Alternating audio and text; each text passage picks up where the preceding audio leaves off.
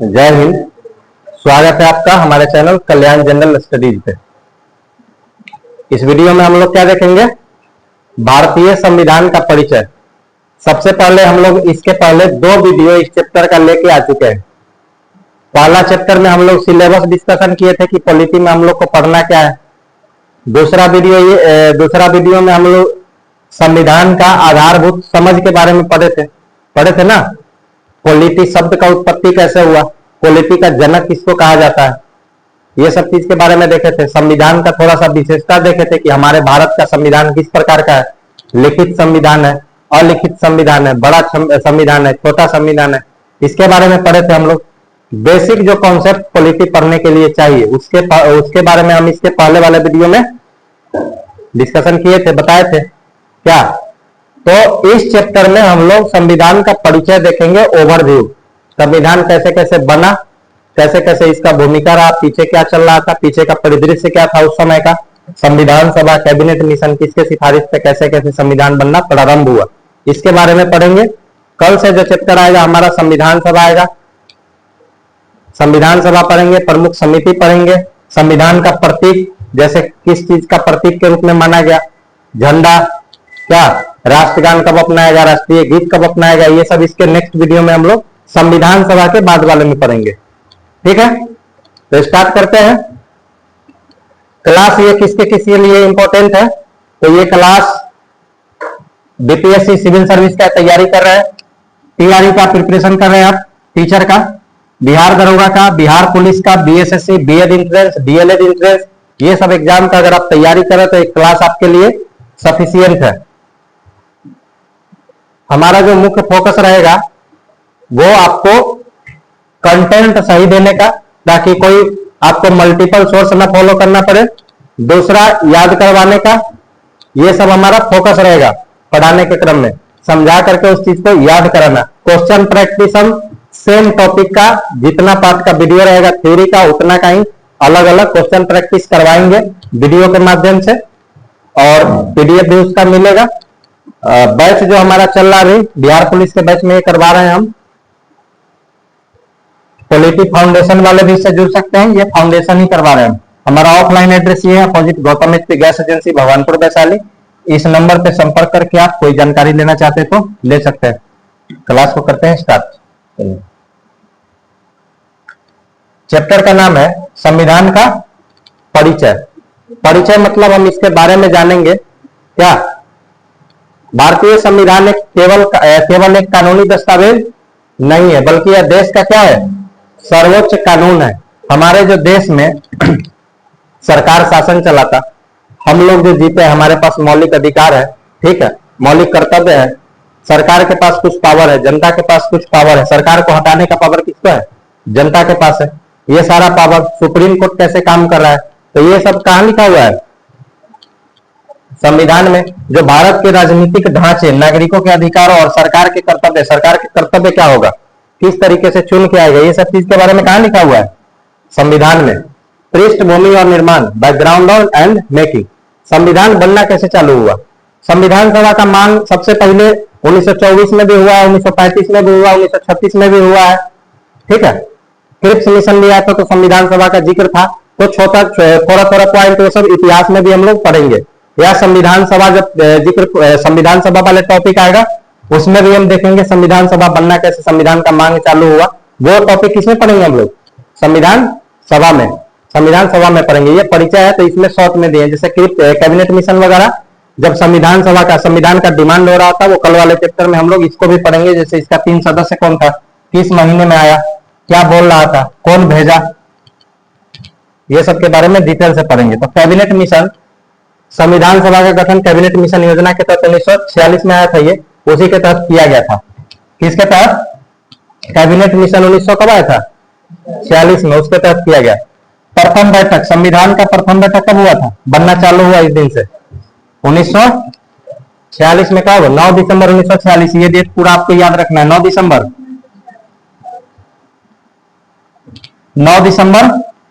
1946 को संविधान सभा का क्या हुआ था? पहली बैठक हुआ था 9 दिसंबर 1946 1946 को, 9 दिसंबर 1946 को डेट याद रखना है। अस्थायी अध्यक्ष किसको चुना गया? अस्थायी अध्यक्ष थे। अस्थायी अध्यक्ष इनको सम्मान के रूप में सम्मान देने के लिए चुना गया था। फिर 2 दिन बाद डॉक्टर राजेंद्र प्रसाद जो आगे चल के हमारे देश के क्या बने?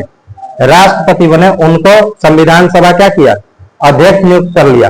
तो ये क्वेश्चन पूछता है क्या कि संविधान सभा के प्रथम अस्थायी अध्यक्ष कौन थे? कौन थे? डॉक्टर सच्चिदानंद सिन्हा। ये बिहार के ही थे। कहां के थे? बिहार के थे। डॉक्टर राजेंद्र प्रसाद कहां के थे? बिहार के थे। दोनों कहां थे? अध्यक्ष उपाध्यक्ष दोनों कहां के बने? बिहार के। उपाध्यक्ष नहीं, अस्थायी अध्यक्ष और अस्थायी अध्यक्ष दोनों कहां के बने? बिहार के ही। अब देखिए सच्चिदानंद सिन्हा, उसके बाद 11 दिसंबर 2 दिन बाद 9 दिसंबर 1946 के बाद 11 दिसंबर 1946 को किसको चुना गया? डॉक्टर राजेंद्र प्रसाद को संविधान सभा का अस्थायी अध्यक्ष चुना गया। क्या चुना गया? अस्थायी अध्यक्ष। तो सबसे पहले सच्चिदानंद सिन्हा, यही सच्चिदानंद सिन्हा था जब बिहार स्पेशल में पढ़िएगा, बिहार के लिए अलग बिहार राज्य के रूप में गठन का मांग सबसे पहले करने की भूमिका में आगे आगे क्या कर रहे थे? नेतृत्व कर रहे थे उसका। कौन? सच्चिदानंद सिन्हा। यही तब तक तो ये बूढ़े हो गए थे जब संविधान सभा का अध्यक्ष बने। आ रहा है समझ में? तो 9 दिसंबर और 11 दिसंबर, 9 दिसंबर 11 दिसंबर 13 दिसंबर, 3 गो डेट याद रखना है 1946 में। कौन कौन सा? 9 दिसंबर 11 दिसंबर 13 दिसंबर। 13 दिसंबर को क्या हुआ था? 9 में 2 जोड़िएगा, 9 दिसंबर 1946 को ये संविधान सभा का पहली बैठक हुआ। उस दिन इनको अस्थायी अध्यक्ष चुना गया था। 2 दिन बाद अस्थायी अध्यक्ष चुना गया डॉक्टर राजेंद्र प्रसाद को। कौन? हमारे राष्ट्रपति जो बने बाद में। उसी के 2 दिन बाद जब प्रस्तावना पढ़िएगा, उद्देशिका, उसको प्रियम्बल बोलते हैं, तो उद्देश्य प्रस्ताव के तौर पे कौन पेश किए थे? पंडित जवाहरलाल नेहरू। कब? 13 दिसंबर 1946 को। तो 9 दिसंबर 11 दिसंबर और दिसंबर में 3 डेट याद करना है 1946 में। 9 दिसंबर 11 दिसंबर और 13 दिसंबर। 9 दिसंबर 11 दिसंबर 13 दिसंबर। याद हो रहा है? अस्थायी अध्यक्ष सच्चिदानंद सिन्हा और अस्थायी अध्यक्ष डॉक्टर राजेंद्र प्रसाद। उद्देश्य प्रस्ताव 13 दिसंबर को सबसे लास्ट में पेश हुआ। कौन पेश किए? पंडित जवाहरलाल नेहरू। समझ में आ रहा है? आगे देखिए, तो यह हो गया 13 दिसंबर। प्रारूप समिति, संविधान का ढांचागत जो विकास किए वो कौन किए? Drafting committee. सबसे जो महत्वपूर्ण समिति था संविधान निर्माण की प्रक्रिया के लिए वो था प्रारूप समिति। इसको क्या बोलते? Drafting committee. ड्राफ्ट एक मसौदा तैयार किया गया और इसका कब हुआ? स्थापना कब हुआ? 29 अगस्त 1947 को। देखिए हमारा देश आजाद कब हुआ? 15 अगस्त 1947 को। तो 15 अगस्त से 29 अगस्त कितना हो जाएगा? 15 अगस्त में कितना जोड़िएगा तो 29 अगस्त हो जाएगा? 14 दिन। 15 अगस्त याद है सबको? 15 अगस्त के 14 दिन को 2 पार्ट में बांटिए, एक सप्ताह और दूसरा सप्ताह। 15 अगस्त के जस्ट 14 दिन बाद यानी कि 2 सप्ताह बाद किसका गठन हुआ? प्रारूप समिति का। डेट याद रहेगा? अब याद करने का जरूरत है? डेट नहीं याद है? 3 गो डेट पहला याद करा दिए, 9 दिसंबर 11 दिसंबर और 13 दिसंबर। अब डेट याद रहेगा? 15 अगस्त 1947 में 2 सप्ताह जोड़िएगा तो 2 सप्ताह बाद किसका गठन हुआ?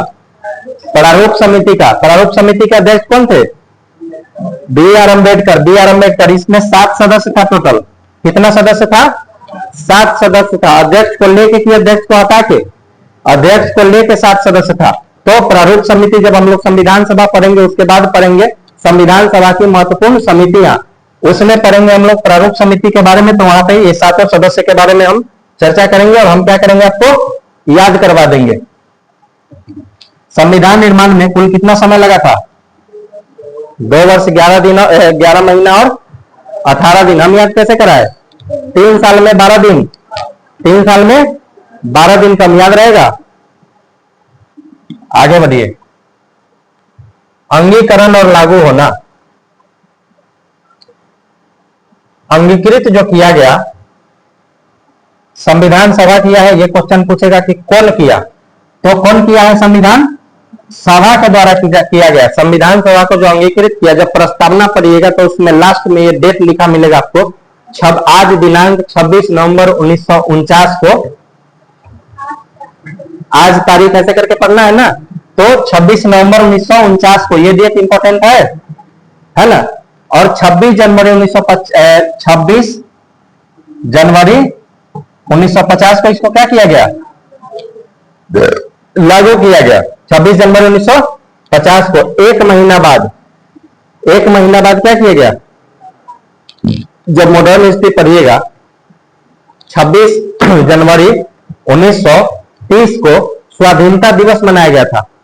पंडित जवाहरलाल नेहरू रावी नदी के किनारे पे जाके 1929 का लाहौर अधिवेशन था, तो रात्र के 12 बजे रात में रावी नदी के किनारे पे क्वेश्चन पूछेगा स्टैटिक जीके में, लाहौर किस नदी के किनारे है, रावी नदी के किनारे। तो उस नदी के किनारे रात में जाके और पूर्ण स्वराज्य का मांग करते हुए क्या किए थे, रात में झंडा फहरा दिए थे। उसी के बाद गांधी जी चालू किए 1930 में क्या, सविनय अवज्ञा आंदोलन। तो उस टाइम पे जो 26 जनवरी डेट था, उस चीज को यादगार बनाने के चक्कर में क्या किए, ये 26 नवंबर 1949 को बन के तैयार हो गया। लेकिन 26 जनवरी 1930 को सबसे पहले स्वाधीनता दिवस मनाया गया था। कौन सा दिवस, स्वाधीनता दिवस। लाहौर अधिवेशन में 1929 को पूर्ण स्वराज का घोषणा कर दिए थे जवाहरलाल नेहरू, और स्वाधीनता दिवस मनाए थे 26 जनवरी 1930 को। तो इसी डेट को यादगार बनाने के लिए, ताकि इसी डेट को क्या रहे, हमारा 1930 से ये जुड़ा रहे, इसीलिए क्या किए, लागू कब किए, 26 जनवरी 1950 को। समझ में आ गया। तो इस दिन हम लोग कौन सा दिवस मनाते हैं, 26 नवंबर 1949 को है, कहां मनाते, गणतंत्र दिवस तो 26 जनवरी को मनाते। संविधान दिवस कब मनाया जाता है, 26 नवंबर को। संविधान दिवस 26 नवंबर को। गणतंत्र दिवस 26 जनवरी को गणतंत्र दिवस, और स्वतंत्रता दिवस 15 अगस्त को। वो तो याद है 1947 लागू 26 जनवरी 1950 को इसे पूरे देश में पूर्ण रूप से लागू किया गया, और भारत एक क्या बना, गणतंत्र बन गया। मूल बनाम वर्तमान संरचना। बनाम का मतलब क्या होता है, वर्सेस बोलते हैं ना हम लोग, वर्सेस, इसका तुलना इससे, क्या वर्सेस बोलते। तो मूल संविधान क्या था और अभी के संविधान का जब तुलना कीजिएगा तो क्या क्या वही और क्या क्या बदल गया, इसके बारे में पढ़ेंगे। बदल गया क्या, खुद से नहीं, हम लोग बदले हैं। कैसे, संविधान को संशोधित करके। संविधान संशोधन में क्या होता है, संविधान को बदला जाता है, कुछ चीज ऐड किया जाता है, कुछ चीज हटाया जाता है। प्रस्तावना एक था, भी एक है, एक ही रहेगा। प्रस्तावना दो थोड़ी ना होगा। भाग कितना था मूल संविधान में, कुछ भाग को हटा दिया गया, कुछ भाग को क्या किया गया, हटा दिया गया, और कुछ भाग को क्या किया गया, जोड़ा गया। जैसे 4 का एक जोड़ा गया, एग्जाम्पल के लिए। भाग 7 को डिलीट कर दिया गया, एक हट गया, एक आ गया, ऐसे ऐसे करके 22 से 25 हो गया, 22 से 25 हो गया। तो 3 भाग जुड़ गया, कुछ भाग डिलीट भी हुआ। तो 22 से अभी मूल संविधान में कितना है, मूल संविधान में 22 भाग, लेकिन संशोधन करने के बाद कितना हो गया, 25 भाग को उसको क्या बोलेंगे, उपभाग। अनुच्छेद कितना था, 395, लेकिन अभी 470 प्लस अनुच्छेद है। कब, संशोधन के बाद। मूल संविधान में कितना अनुच्छेद, 395 अनुच्छेद था। अनुसूची कितना था मूल संविधान में, 8। अनुसूची कितना था, 8, लेकिन संशोधन करते करते अनुसूची का संख्या बढ़ के कितना हो गया, 12 हो गया। अनुसूची का संख्या बढ़ के 12 हो गया। अब बताइए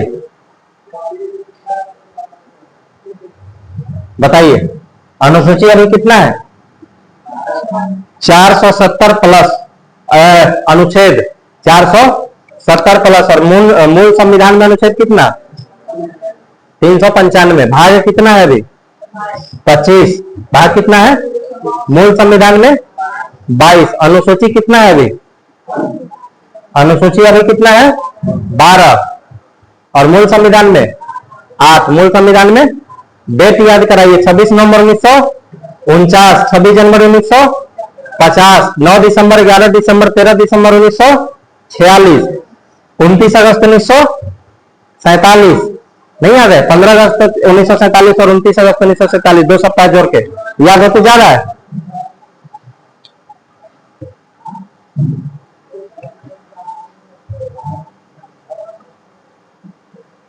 भारतीय संविधान की मुख्य विशेषताएं। भारत के संविधान का विशेषता क्या है? हर चीज का विशेषता होता ना। डॉक्टर के पास जाते तो क्या बोलता है? दांत रोग विशेषज्ञ, दांत का जानकार है क्या? और भी क्या होता? चर्म रोग विशेषज्ञ, नहीं होता ऐसे? होता ना। तो ये सब चीज का क्या है? विशेषता होता है कुछ। तो हमारे संविधान का भी विशेषता है कुछ। जब अलग के देशों के संविधान से कंपेयर कीजिएगा तो हमारा संविधान के बारे में कुछ अलग मिलेगा। छोटा मिलेगा चाहे बड़ा मिलेगा, लिखित मिलेगा अलिखित मिलेगा, ये सब चीज। तो सबसे लंबा लिखित संविधान कौन है? हमारे देश का। यह विश्व का सबसे विस्तृत और सबसे ज्यादा विस्तृत और लिखित संविधान है, जिसमें केंद्र और राज्य दोनों के प्रशासनिक ढांचे का गहन वर्णन है। किसका? केंद्र और राज्य का। केंद्र सरकार के बारे में पढ़ते हैं, संघ सूची, राज्य सूची और संवर्ती सूची। जहां पे संघ सूची में केंद्र सरकार को पावर दिया गया है, संवर्ती सूची में पहले राज्य सूची में राज्य सरकार को पावर दिया गया है। और दोनों को जहां पे दिया गया है पावर, दोनों को मिला के ऐसा विषय बनाया गया जिसपे दोनों काम कर सकते हैं, जैसे शिक्षा, वन, ये सब पे। तो उसको रखा गया है संवर्ती सूची में। नम्यता और अनम्यता का मिश्रण। कोई चीज ज्यादा रिजिड हो जाता है और कोई चीज ज्यादा क्या होता है? फ्लेक्सिबल। कोई किसी चीज के लिए गुस्सा हो गया, अब मान ही नहीं रहा है, कितना भी मना लो, लास्ट में 1 लाख और मारो और भाग जाओ वहां से, उसको क्या बोलेंगे? कि रिजिड हो रखा है। इतना भी ज्यादा गुस्सा नहीं होना चाहिए। क्या रिजिड का मतलब क्या है? नम्यता अनम्यता थोड़ा सा समझने में लग रहा है आप लोग को? नम्य और अनम्य, रिजिड और फ्लेक्सिबल है। कोई ऐसा है जो रो रहा है, रोते रोते हंस दिया है, उसको मनाना ही नहीं पड़ा। तो भारत का जो संविधान है नम्यता और अनम्यता का मिश्रण है। बीच बीच वाला ही ठीक होता है हमेशा, मध्य मार्गी। बुद्ध क्या संदेश दिए?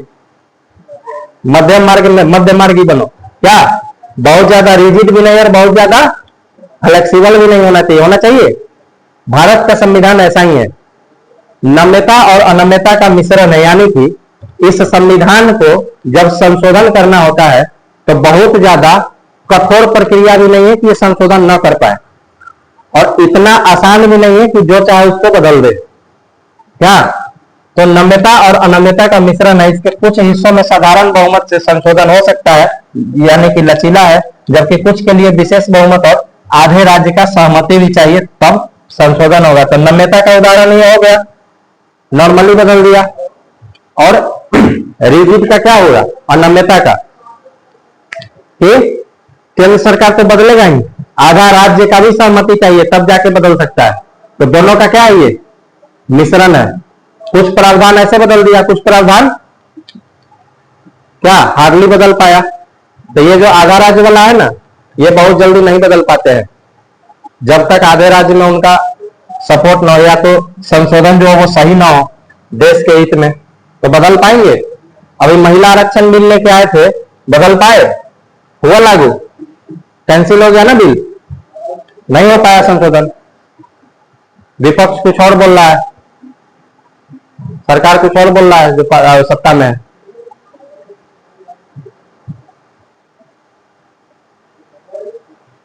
एकात्मकता की ओर झुकाव के साथ संघीय व्यवस्था। एकात्मकता की ओर झुकाव के साथ संघीय व्यवस्था। भारत राज्यों का क्या है? संघ है, लेकिन आपातकाल या विशेष परिस्थिति में सारी शक्ति किसके पास होता है? केंद्र के साथ। तो ये केसी वेयर जो है, इसको कहा है क्या? अर्ध संघीय। क्यों? कौन कहा अर्ध संघीय? कौन बोला? केसी वेयर। ये याद कराएंगे। देखिए, एकात्मकता की ओर झुकाव के साथ संघीय है। संघीय जो लक्षण होता है, केंद्र के साथ साथ हमारे देश में संविधान में राज्य को भी पावर दिया गया है ना। राज्य सरकार के पास ऐसा तो नहीं है कि पावर नहीं है, लेकिन वो जो पावर है, वो जो संघात्मकता है, वो एकात्मकता की ओर झुका हुआ है। मतलब केंद्र सरकार जब चाहे तो उसको मुट्ठी में कर सकता है। संघीय है लेकिन उतना भी संघीय नहीं है। पूर्ण संघीय कब बनेगा? ये केसी वेयर जो है, इसको अर्ध संघीय क्यों कहा? क्योंकि राज्य को उतना ज्यादा पावर नहीं है। राज्य को बहुत ज्यादा अगर पावर रहता तो अर्ध संघीय क्यों बोलता, पूर्ण संघीय बोलता। अमेरिका में क्या है? राज्य को बहुत ज्यादा पावर है, राज्य को केंद्र के लगभग लगभग क्या है, बराबर में पावर है। लेकिन भारत में राज्यों के पास उतना पावर है क्या? नहीं है ना। अब मान लीजिए उदाहरण के लिए, ऐसे करेगा नहीं, केंद्र सरकार चाहे यूपी बिहार को मिला के एक कर दे, एक सरकार खत्म, खत्म ना। बिहार का सीएम गया या तो यूपी का गया, तो किसके पास पावर है? तो राज्य सरकार कुछ कर पाया उसका? नहीं कर पाया ना। कौन कर लिया? केंद्र सरकार। क्या लेट हो रहा? बात कर लीजिए। तो अर्धसंघीय कहने का मतलब है कि राज्यों को बहुत ज्यादा पावर नहीं है। राज्यों को बहुत ज्यादा पावर क्या है? नहीं है, इसीलिए इसको क्या कहा गया? अर्धसंघीय कहा गया। आपातकाल में जब इमरजेंसी लागू होता है, आपातकाल में, तो क्या होता है? केंद्र सरकार सारा पावर को अपने हाथ में ले लेता है, राज्य सरकार को कुछ करने देता, कुछ डिसीजन लेने देता है? नहीं लेने देता ना। तो इसीलिए इसको देखिए, अर्धसंघीय कौन कहा है? अर्धसंघीय। कैसी? देयर, हम लोग देयर कैसे लिखते? WHE इंग्लिश वाला लिखते ना। देयर मतलब कहां, देयर मतलब कहां। तो हम इनसे क्वेश्चन पूछे कि आपको बोल दिया अर्धसंघीय, तो आधा कहां है? आधा कहां है? कहां को क्या बोलेंगे इंग्लिश में? वेयर। तो जैसे ही आधा पूरा, आधा वाला ही आ गया, क्या बोला? अर्धसंघीय। जैसे ही आधा दिख गया तो आप पूछिएगा क्वेश्चन कि आधा कहां? आधा याद रहेगा। अर्धसंघीय और पूर्ण संघीय में अंतर समझ में आया? अर्धसंघीय किसको बोलेंगे? राज्य को पावर कम है, केंद्र सरकार उसको ऊपर से बैठ के कंट्रोल कर सकता है, तो वो क्या हो गया? अर्धसंघीय। लेकिन अमेरिका में ऐसा है, अमेरिका के राज्य को ज्यादा पावर है। समझ में आया?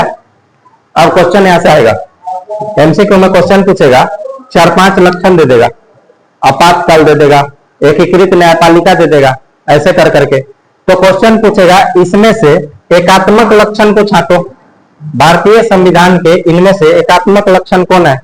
या तो क्वेश्चन पूछेगा इनमें से भारतीय संविधान के संघात्मक लक्षण कौन है? तो ये क्वेश्चन बन जाएगा जब हम प्रैक्टिस करवा देंगे। अभी तो क्या बताया हम? संघ का लक्षण, पूर्ण संघीय क्या होता है, अर्धसंघीय क्या होता है। केंद्र सरकार अगर राज्य को ज्यादा पावर दे दिया, राज्य का कुछ नहीं बिगाड़ पा रहा है, तो उसको बोलेंगे हम कि पूर्ण संघीय है। लेकिन राज्य का केंद्र सरकार कुछ कर पा रहा है क्या, तो वो क्या है? अर्धसंघीय है। संसदीय शासन प्रणाली, भारत ने ब्रिटेन की तरह कैसा व्यवस्था अपनाया? ब्रिटेन में भी संसदात्मक प्रणाली का सरकार है। कैसा है? संसदात्मक। एक होता है अध्यक्षात्मक, ठीक है, प्रेसिडेंशियल रूल होता है। जैसे कहां पे?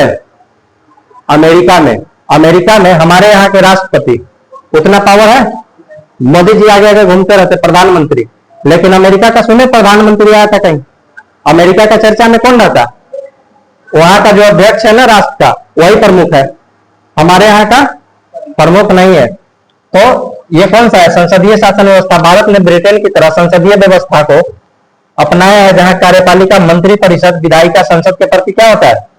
उत्तरदायी होता है। कार्यपालिका किसको बोलते हैं? एग्जीक्यूटिव किसको बोलते हैं? जो कानून को लागू कराने का काम करता है। हम लोग किसे अभी इस्तीफा मांगे? सीजेपी वाले गए प्रोटेस्ट पे, जंतर मंतर पे, इस्तीफा किससे मांगे? हैं? धर्मेंद्र प्रधान किसके बाद? विधायिका की, कार्यपालिका के? कार्यपालिका के, क्योंकि वो मंत्री हैं। मंत्री क्या करते? उस चीज को इंप्लीमेंट कराने का काम करते ना। विधायिका क्या करता? विधायक तो सबके सब है। विधायिका मतलब जो विधि बनाने का काम करते। कोई भी चीज, रूल रेगुलेशन जब बनेगा तो जितने भी सांसद है सब उस पर वोट करेंगे।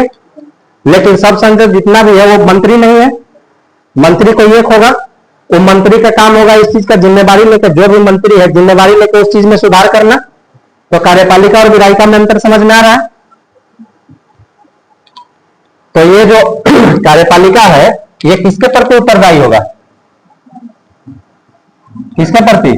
विधायिका के प्रति उत्तरदायी होता है। मतलब इससे क्वेश्चन पूछा जाएगा कि बताइए, जवाब दीजिए, क्या कर रहे हैं आप? रिस्पॉन्सिबल है ये हर चीज के लिए। कौन? कार्यपालिका। ये तो विधि बना दिया, लागू कराने का काम किसका है? कार्यपालिका का काम है। संपूर्ण प्रभुत्व संपन्न समाजवादी पंथ निरपेक्ष लोकतंत्रात्मक गणराज्य ये शब्द जो है, तीन वो शब्द पूछेगा क्वेश्चन की कब जोड़ा गया, तो 42वां संशोधन 1976 में कौन किया था? इंदिरा गांधी। आपातकाल लगाई थी 1975 में, इंदिरा गांधी लेके आई संविधान संशोधन करने के लिए, तो ये क्या कर दी, तीन शब्द जोड़ दी। ये तीन शब्द पूछेगा, प्रस्तावना में अभी तक एक ही बार संशोधन हुआ है, ये तीन शब्द जो है वही जोड़ के गई है। इसमें कभी कभी डाउट होता है कि एक होता है धर्मनिरपेक्ष, क्या होता है, धर्मनिरपेक्ष, और एक होता है पंथ निरपेक्ष। तो मूल संविधान में जो है पंथ निरपेक्ष क्या जोड़ा गया, धर्मनिरपेक्ष नहीं जोड़ा गया। क्या जोड़ा गया है? अगर ऑप्शन में धर्मनिरपेक्ष और पंथ निरपेक्ष दोनों दे देते, किसको टिक करना है? पंथ निरपेक्ष को। पंथ निरपेक्ष को, पंथ होता है जैसे अलग अलग पंथ धर्म में होता है, तो भारत सरकार किसी एक विशेष पंथ को समर्थन नहीं देगा। हमारे देश का कोई विशेष पंथ समर्थक नहीं हमारा देश का संविधान, कि हम हिंदू को बढ़ावा देंगे, मुस्लिम को बढ़ावा देंगे, सिख को बढ़ावा देंगे, नहीं भैया, हम सब किसी को बराबर मानेंगे, सबको क्या मानेंगे, बराबर। तो ये चीज जोड़ा गया। तो संपूर्ण प्रभुत्व संपन्न समाजवादी, समाजवादी का मतलब क्या होगा, जो हमारे देश में संसाधन है उस पे सबका हक होगा। किसका हक होगा? सबका हक होगा। और लोकतंत्र होगा हमारे गणराज्य में। कैसे क्या होगा? लोकतंत्र की राजतंत्र, लोकतंत्र। पंथ निरपेक्ष, पंथ निरपेक्ष का समझा दिए, राज्य का कोई एक धर्म नहीं होगा। समाजवादी, पंथ निरपेक्ष और अखंडता कब जोड़ा गया? 42वां संशोधन 1976 में। मौलिक अधिकार, मौलिक अधिकार किसको दिया गया? मौलिक अधिकार के बिना मानव किसके समान है? पशु के समान है। किसके समान? मौलिक अधिकार नहीं है तो आप कुछ भी नहीं कर सकते। कर सकते कुछ? आपके पास मौलिक अधिकार है कि हम राइट टू एजुकेशन, कभी आप यहाँ पे बैठ के शिक्षा ले रहे हैं, अगर ये नहीं होता तो पुलिस आके डंडा मार के उठा के ले जाए यहाँ से, तो आप कुछ कर पाइएगा? अभी आपके पास मौलिक अधिकार है तो आप चले जाइए कहाँ पे? कोर्ट में, कि यही था वर्दी वाला, इसका नाम हम फोटो खींच के लाए हैं, उस पर क्या होगा? कार्रवाई होगा ना। ये क्या हो गया? मौलिक अधिकार का फायदा है। तो मौलिक अधिकार भाग 3 अनुच्छेद 12 से 35 में नागरिकों का कितना मौलिक अधिकार? 6 प्रकार का दिया गया है। समता का, ठीक है, छुआछूत के विरुद्ध, ठीक है, ऐसे करके धार्मिक स्वतंत्रता का, तो उसमें भी फिर बहुत सारा चीज है पढ़ना। 6 प्रकार का क्या है अधिकार दिया गया, जो क्या है? न्याय संगत है। न्याय संगत कहने का मतलब क्या होता है? आप इसके लिए न्यायालय में अगर हनन हुआ तो जा सकते हैं, न्याय संगत है।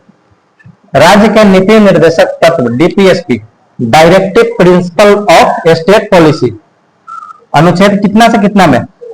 सरकार को कल्याणकारी राज्य, कल्याणकारी राज्य किसको बोलते हैं? जो जनता को क्या क्या कर सके? कल्याण कर सके, इसकी शोषण कर सके, जनता का कल्याण कर सके। तो हमारे संविधान निर्माता जब संविधान बना रहे थे तो उनको पता था कि आने वाले जो सरकार है हमारे जितना ईमानदार नहीं होगा, हमारे जितना न तो क्वालिफाइड होगा न तो ईमानदार होगा, उनमें उतना योग्यता भी नहीं। अभी देख रहे हैं सरकार में क्या योग्यता है, कुछ है? जितना भ्रष्ट होता सब वहीं पे था। तो ये लोग क्या किए, जानते थे कि हम इनको थोड़ा सा दिशा निर्देश दे देते हैं कि आप आने वाले समय में कैसे काम करोगे। उस टाइम पे हमारे देश में इतना ज्यादा संसाधन नहीं था। अभी जैसे हर गली गली में रोड बन गया, उस टाइम पे ऐसा था नहीं था ना। इतना ज्यादा कंपनी, इतना ज्यादा फैक्ट्री, स्मार्ट सिटी सब कुछ था नहीं था। तब भारत गुलामी के जंजीर से नया नया क्या हुआ था, मुक्त हुआ था, निकला था। भारत में कुछ भी नहीं था। तो ये बताए कि तुम आगे जब चलना, आने वाले समय में जब तुम थोड़ा पैसा कमाना, थोड़ा सा रिच बनना, तो लोगों को, हमारे देश के नागरिकों को ये सब सुविधा देना। तो उसमें बताया गया कि क्या क्या देना। तो उसी चीज के बारे में पढ़ना है कहां पे? भाग 4 में। जनता का कल्याण तुम कैसे करोगे? कल्याण करोगे कि शोषण करोगे? कल्याण करना है। हमारा जो सरकार है कल्याणकारी होना चाहिए। कैसा होना चाहिए? कल्याणकारी। और है भी कल्याणकारी। देता ना पेंशन, छात्रवृत्ति, पैसा देता ना। बाद आ जाता तो बचाने आता है कि नहीं? आओ, आता ना बचाने? जैसे छोड़ कर ले, डूब जा, ऐसा तो नहीं करता। कल्याणकारी राज्य का यही सब क्या है? स्वतंत्र न्यायपालिका। भारत में न्यायपालिका एकीकृत और स्वतंत्र है। एकीकृत कहने का मतलब जैसे नीचे बहुत सारा है, उसके नीचे फिर एक है, 2 है मान लो, फिर ऊपर एक है, ये सुप्रीम कोर्ट, एकीकृत मतलब नीचे से ट्रांसफर होता है, केस कहाँ चला जाता है? ऊपर चला जाता है। हम लोग मान लीजिए कोई केस लेकर के डिस्ट्रिक्ट कोर्ट में गए, वहां पे नहीं सुलझा तो हाई कोर्ट में गए, हाई कोर्ट में भी नहीं सुलझा तो कहां गए? सुप्रीम कोर्ट में। हालांकि जाने का प्रक्रिया इतना आसान नहीं है, डिपेंड करता है केस पे।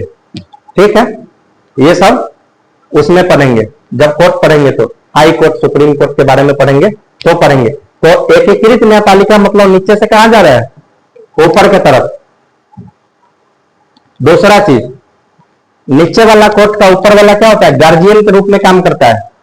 जैसे कोई हाई कोर्ट अगर गलत फैसला दे देगा और सुप्रीम कोर्ट उसको क्या करेगा? फटकार लगा देगा।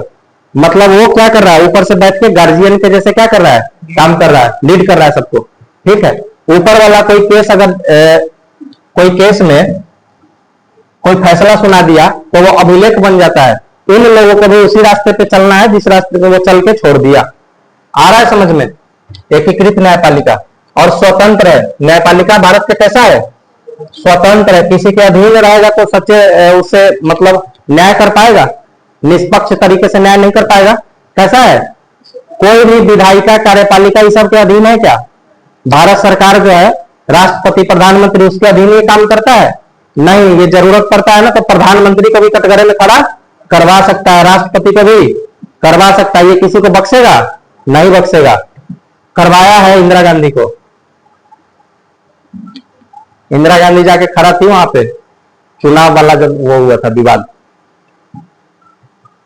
वयस्क मताधिकार, इंदिरा गांधी को जानते हैं आप लोग? कौन थी? राहुल गांधी की दादी की नानी है? बताइए, दादी थी कि नानी थी? देखिए, इंदिरा गांधी के पिता कौन? राजीव गांधी। राजीव गांधी की पत्नी कौन? सोनिया गांधी। सोनिया गांधी की सास कौन? राजीव गांधी की माता कौन? इंदिरा गांधी है। तो कौन हुई? दादी ही तो हुई ना। नानी कहां से हुई? कैसे कैसे हो गया? राजीव गांधी का नाना कौन? पंडित जवाहरलाल नेहरू। कैसे घुलमुल का हो गया ना? है दादी हुई ना। मेनका गांधी का नाम सुने हैं? नहीं सुने? बताएंगे, बढ़िया कहानी। केस हुआ था ना, सासू जी क्या कर ली थी? पासपोर्ट जब्त। विदेश जाने से क्या कर दी थी? रोक लगा दी थी। तो मेनका गांधी गाना गाते गई सुप्रीम कोर्ट। कौन सा गाना? सासू जी तूने मेरी कदर न जानी, गाई थी ना। फिर क्या की? सासू जी को फटकार लगवाई तो हम लोग को विदेश घूमने का अधिकार मिला। मिला ना अनुच्छेद 21 में, 19 में नहीं, अनुच्छेद 21 में विदेश घूमने का। आप देश के अंदर अंदर घूम रहे तो अनुच्छेद 19 में, बार बार घूम रहे तो 21 में, अंदर 19 कदम चले तो देश के अंदर है। जैसे 20-21 बढ़ा दिए तो देश के बाउंड्री पार। अब आइए, वयस्क मताधिकार। वयस्क मताधिकार क्या होता है? जो भी व्यक्ति वयस्क होगा, ये पहले था ना 21 साल था। जो भी व्यक्ति वयस्क रहेगा वो डिसाइड करेगा कि हमारा सरकार, हमारा रिप्रेजेंटेटिव कौन बनेगा, वोट करेगा वो। हम लोग वोट करते हैं 18 साल के उम्र से। अभी तक क्या होता?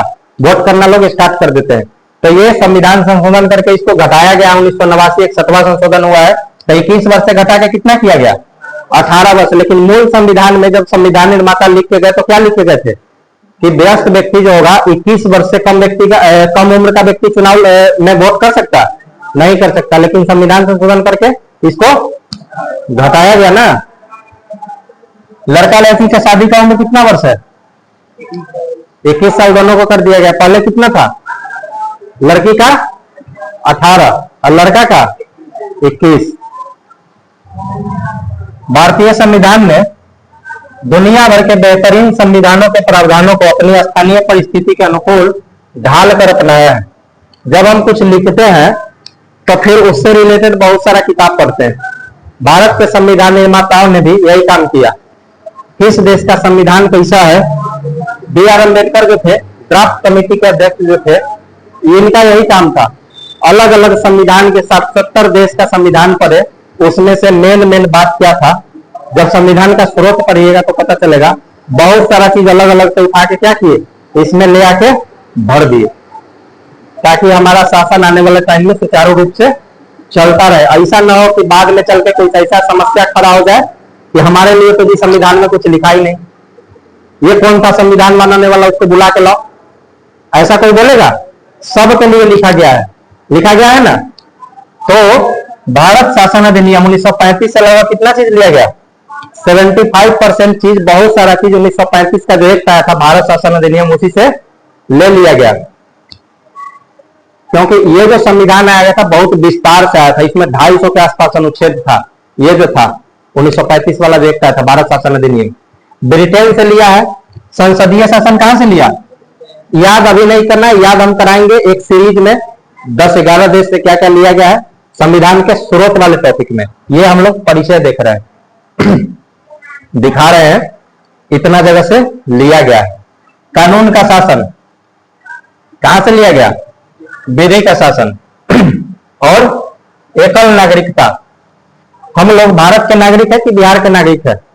भारत के नागरिक है। कोई बिहार का नागरिक, कोई यूपी का नागरिक बोलता है? नहीं बोलता। इसी चीज को क्या बोलते? एकल नागरिकता। अमेरिका से मौलिक अधिकार लिया गया है। पूछेगा मौलिक कर्तव्य कहां से लिया गया, तो कहां से लिया गया?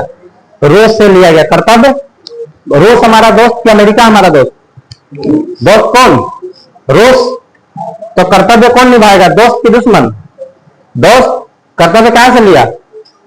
रूस से लिया ना। अमेरिका क्या सबसे दौड़ दौड़ के हर गली में क्या करता? अधिकार दिखाता रहता ना, ये तो मेरा है, ये तो मेरा है, इसको हम मारेंगे, इसको हम खाएंगे, इसको हम लूटेंगे। अधिकार कौन दिखाता रहता? बिना मतलब का अधिकार अमेरिका। अमेरिका से क्या लिया गया? मौलिक अधिकार। लेकिन कर्तव्य कौन निभाता? हमारे साथ दोस्त के जैसे खड़ा कौन रहता? रूस। तो रूस से क्या लिया गया? मौलिक कर्तव्य। समाजवादी कहां से? रूस से। आयरलैंड से क्या लिया गया? आने वाले समय के लिए जो प्रावधान किया गया डीपीएसपी में, वो कहां से लिया गया?